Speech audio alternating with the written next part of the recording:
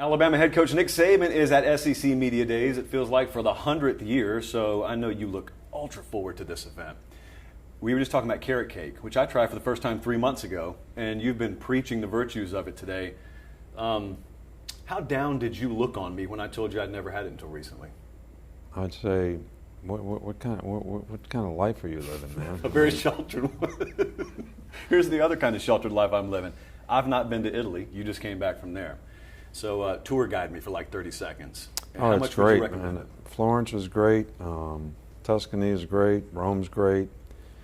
Amalfi Coast was great. People were great. Food's great. Really interesting. I mean, really well. I didn't really want to go. I didn't want to be away for 10 days, but it was our anniversary thing that Miss Terry started on at 49 years, and we finally went at 51. So I got out of it for 2 years, but then I ran out of gas.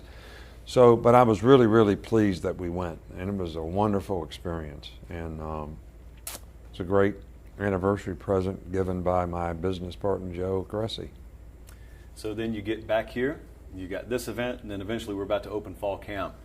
I was looking back last year, and you didn't ultimately accomplish what you wanted to at the finish line, but when I looked at the body of work, there were close losses, there were close wins. I don't remember you guys being in as many close games as you were last year. When you go back and self-assess from yourself, team, staff, everyone, was there one or two things maybe that you attributed that to? I can't, totally put my finger on it, but I think there was a lot of really high expectations for last year's team, probably because of Bryce Young and a great player that he was. And I think sometimes when you have a team that has a couple great players, maybe the other people don't take the responsibility and accountability to do their part as well because they're thinking these guys are going to carry us or whatever. So I don't know that – I know the players wanted to win because we had a lot of anxiety in critical moments in critical games and made a lot of mental errors that cost us games in the 2 games that we lost on the last play of the game. And we did have more close games than we've ever had before. And I think that shows you that there's more good teams, that we played. And I think that's going to continue in the future. Looking all around the sport, you get asked this all the time. I'm going to give you one, and we'll move on from it. All the changes happening. It seems like everything's on a 10, on the 1 to 10 scale of crisis and freak out. And I've heard you say recently, and I'd ask you to go further into it, not everything is the end of the world. Some things are just changes, and you got to roll with them, and the best will figure it out, and the worst you won't hear from 5 years from now. Yeah, I think it doesn't do any good to sort of overanalyze the circumstance or have an opinion or a judge or to judge how things are, as it is important to try to figure out how do we need to adapt to this to be able to continue to be successful. And that's I always just look at it as a challenge, an opportunity to sort of create the changes that are necessary to be able to continue to be successful. But it is challenging because it's different. And the motivation changes for people in the circumstances that we're in right now. And some people are going to fit that and the culture that you have, and some people aren't. And you just got to get the right guys on the bus and get the wrong guys off the bus and get them in the right seats and see if you can have success. You guys had the challenge of replacing 2 coordinators. You've got the quarterback challenge, obviously, that you've yet to figure out. How intricate is the process? And from the public's perspective, they just see you got an opening, you hire a guy. How thorough and how intricate and how difficult sometimes is the hiring process, even for guys at the top of the mountain like you? Yeah, I think it's really, really difficult. I think people don't realize the circumstances that go around hiring. First of all, there's personal issues that people have.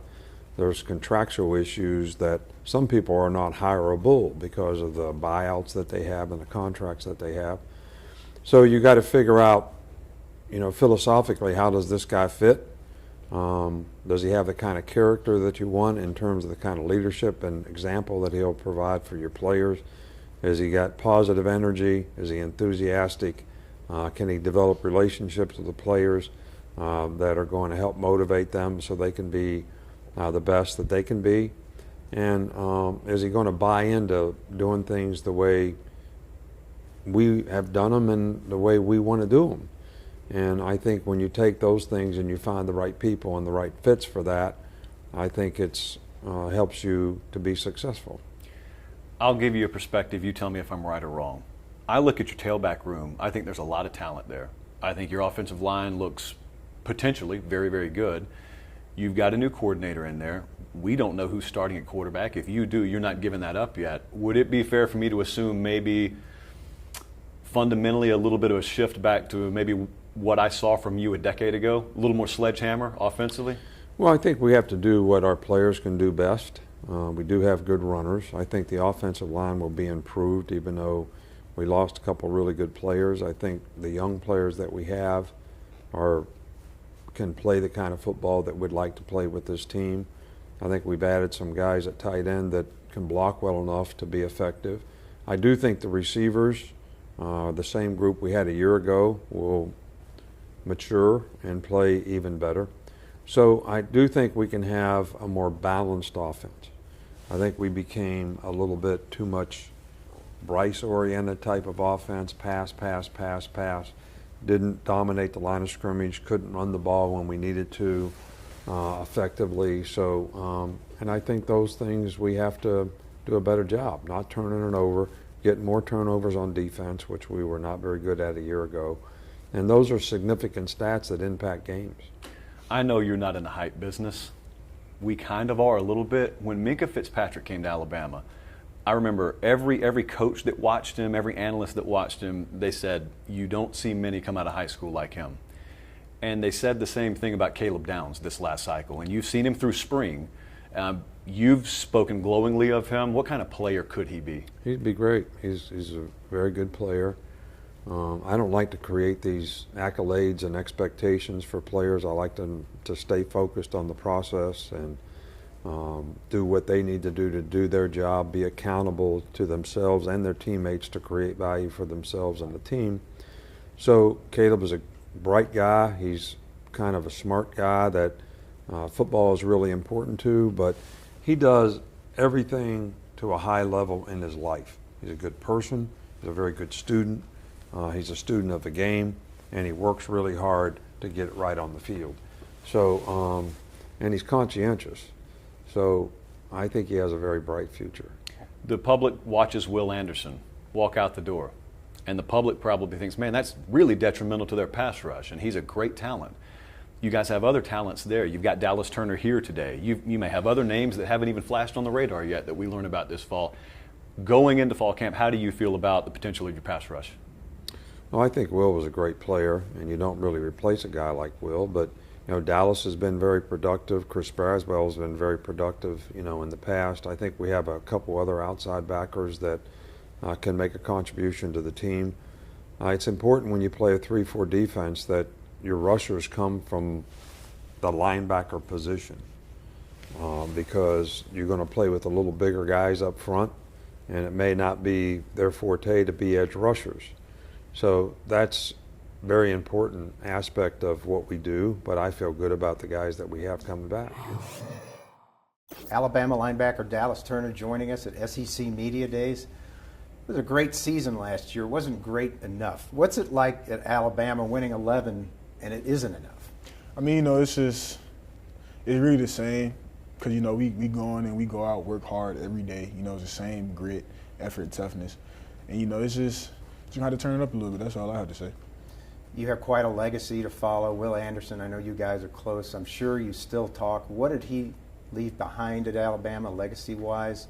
And what has he told you to carry the flame, I guess, into the future? I mean, Will, he paid a very great path for a lot of outside linebackers to follow. I wouldn't say he passed the torch because we both seen each other grow. We both seen the ups and the downs, but he did give some things off that I would take and learn. He gave off a lot of good sayings. I'll say that, like, do not be denied, don't let nobody stop you from what you want and stuff like that. So yeah. Dovetailing off that, you guys have lost a lot, but you always seem to lose a lot in the draft. That's Alabama. Yeah. By one measure, in the preseason magazine, you guys have one of the least experienced teams in the country in terms of seniors coming back, returning starters. Does that register? Does that even mean anything in Alabama? I mean, you would never know because Yeah. everybody's like, everybody's ready to play as soon as their name's called up. It's a lot of young guys starting to come up and take that role and embrace it. And it's a lot of good things being seen. Yeah, and your first start, it's hard to believe, your first start was against Texas A&M, maybe mid-season, I think, because I was at that game. It seemed like you've been playing forever. Yeah. What do you remember about that first start? Because you'd gotten a lot of reps before that. Yeah, I mean, I would say it was a lot of anxiety before the game, a lot of praying before the game. I was praying a lot, talking to God, trying to get my mind right. But it was a learning process. I'll say that. There was a lot of good things and a lot of bad things, but this is always a learning process and things to learn from. So yeah. You're on the team. You're not on that side of the ball. Got to ask you about the quarterbacks. How do they look? And particularly, how do you guys get enough reps defensively and offensively in a battle that may carry into the season for them to emerge? I mean, it's a rotation between the quarterbacks we have now. All the quarterbacks come in, day out. They work hard. The same consistency. You could tell that they want it, that they want to be here. They want to lead the offense in the right direction. It's just a lot of good things being seen throughout all the quarterbacks that I see. In that space, you're seeing competition. I'm sure they're trying to outdo each other, getting there early, staying late. Do you see some of that? I mean, yeah, you'll mess around and see some guys car in the parking lot, before hours or after hours. But it's nothing too crazy though. But you could tell that it's a lot of hard work getting put into that QB room for sure. What do you like about Kevin Steele, one of the best defensive coordinators? Kevin Steele is my guy, man. He's a coach that's been around for a long time. He understands the Alabama standard and the type of style of defense that we want to play and the type of attitude that we want to have as a team as well. So, it's good to have a defensive coordinator like that that's been there before. So he's one of the more personable guys, too. I mean, he seems like a guy that could come up and put an arm around your shoulder. Of course. And just talk, not tell you what you did wrong. Yeah, of course. Me and Kevin Steele, we have a very good relationship. I could always go upstairs and go to his office and talk to him about whatever. We could just go up there and just joke around. But that's my guy though. I feel very comfortable with him. We could talk about a lot of things. We just joke around and just have fun. More importantly, does that ability just to feel comfortable, forget the X's and O's, like, okay, we're comfortable with this guy. Whatever comes out of his mouth is going to be easy to follow. Yeah, I mean, I feel like that builds being comfortable with your coaches. That builds the relationship on the field as well. So if you could trust your coach off the field, you could trust him on the field, of course. So, I feel like that just builds more stability in the foundation for the type of relationship that we want to have with the defense between the defensive coordinators. So, yeah. Alabama's fine defensive back, Kool Aid McKinstry, one of the best in the country at SEC Media Days. And Kool Aid, what's it like playing in Nick Saban's secondary? Because that's his position in college. I know he pays a lot of attention to that in practice. What's that scrutiny like? Well, it's an honor to have him in the room every day coaching me because I know he's one of the best to ever do it. So just having him in the room every day and just being a part of a secondary where many great players came out up under him, just knowing that I'm a guy that's in the secondary and I'm just honored to be in the secondary at the University of Alabama. What about your development? Because you became sort of a national player at your position last year. It hasn't come right away, but it's come. Talk about your development. I developed well by just listening and trusting my coaches like Coach Saban and Coach T-Rob, just believing in everything they're saying and just trusting and believing in what they're telling me to do and going out on the field and doing exactly what they're telling me to do. All right, at Alabama, 11 wins isn't enough. Obviously, you've heard it enough in the offseason. You went through it last year. What's going to change, and how much does that kind of stick in you guys, not you, but the entire team's craw about that? Well, from the previous years, we haven't been where we wanted to be at. We haven't accomplished the things that we wanted to accomplish. So just learning from those mistakes, learning from them, first owning up to them and knowing that they're a mistake, then learning from them and making sure that we don't do it again and making sure that we find the identity that this team wants to be. Yeah. What would be success this year? Getting back to the playoff or winning it? Alabama, the standard is always winning the national championship. So. Of course. What has changed about your game? How have you gotten better over the offseason? What did you concentrate on? I've been concentrating on, just not never getting lackadaisical in my technique, working on being in better shape, staying dialed in to every play because I know being a corner that you never know when the play will come that you have to make. And I also just feel like what's made me like a cornerback is that when I watch tape, I remember the tendencies that the teams have, and that helped me be able to realize what's going to go on, what route concepts come out of each formation, and remembering plays that I got beat on, or other players might got beat on, where I can remember that they might be coming back to this play, or I can be able to tell another player like, hey, they did this over here on me, so watch out for this coming out over there. Just being, watching the film and just thinking the game mental while out there playing physically, just being mentally smart too. New defensive coordinator, Kevin Steele, one of the best in the business. What's your take on him so far? Coach Steele been around Alabama, so he knows the standard. He knows how Coach Saban wants things done. So just knowing that he already know that and stuff like that just make us very comfortable with having him around. Does the play on the field or the scheme change that much? I mean, with Kevin Steele as opposed to Pete Golding? No, really, the system is going to be the system regardless of who's in there. So it's not really too much big of a change. Just Coach Steele been bringing great energy to us. All right, you're famous for your nickname. Not only that, NIL deal. How is Kool Aid treating Kool Aid these days? Well, they treated me very fine. We're supposed to be doing something soon, where I get to actually meet the Kool Aid man. So I'm very excited to get that done. Yeah, you need to get his autograph. I don't even know if that can happen.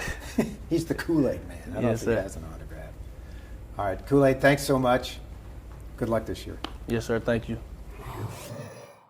Joining us at SEC Media Days, the fine offensive lineman at Alabama, JC Latham. Welcome. Nice to be here. Just wanted to get into everything right away. What the strength of this team, one of the strengths is going to be this offensive line. How much is that, I guess, maybe going to carry whoever gets this job, the quarterback?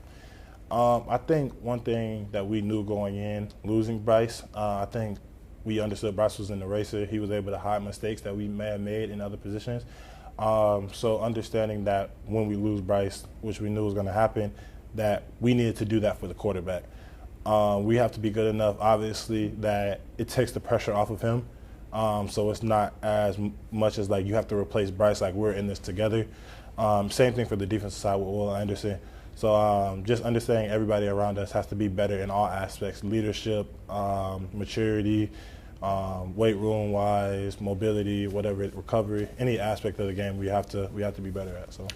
Coach Saban has shown a willingness in the past when there is a battle to carry it on during the season. Mm-hmm. How do you guys as a unit get enough reps, through, if that's the case, through August and going in to get comfortable with one guy? Yeah, so practice, obviously, you only got a certain amount of time in the practice, but there's nothing against it that says like, hey, like even when I get back tonight, hey, you guys are trying to meet up to go over plays or do this or do that. And some days quarterbacks might have a class or some days they don't, so we all can get together and work on it. And it's not just the 5 starters and then the one quarterback. It's the whole offensive line group and the whole quarterback room. So down from Jalen Merrill to the freshman who just got here, whatever it is. So, yeah, we're all going over it together. Your teammate Dallas Turner told us that, obviously they come in early and they leave late, but that in itself may be a competition. You know, you're trying to show, okay, I'm totally dedicated. Yeah, definitely. We got guys who are loving to compete, and that's what we go out to do every single day. And our standard is still the same, the national championship. So hearing that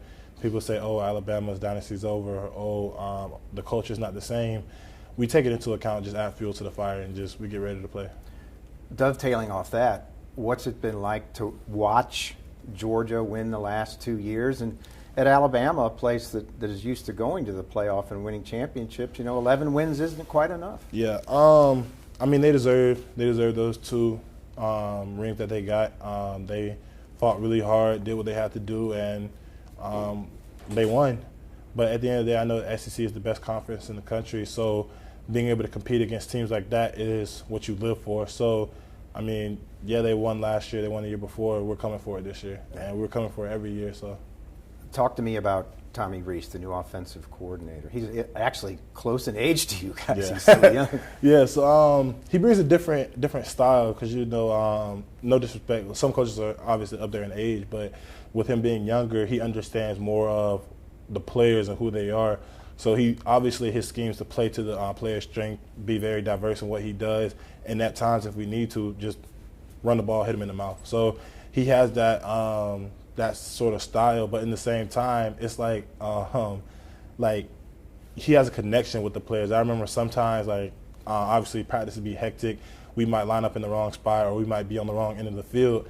So, like we can joke with him and, like, yell at him, too. Same way how, like, if we're in our stance and we're, like standing up or asking to stand up because, like, they're going over something, like, he'll yell at us or something like that. So, like, we got that connection. We never take anything personal. So those type of coaches, I feel like, really gel with the players of a new generation who aren't used to maybe an old school type of coach. That's great.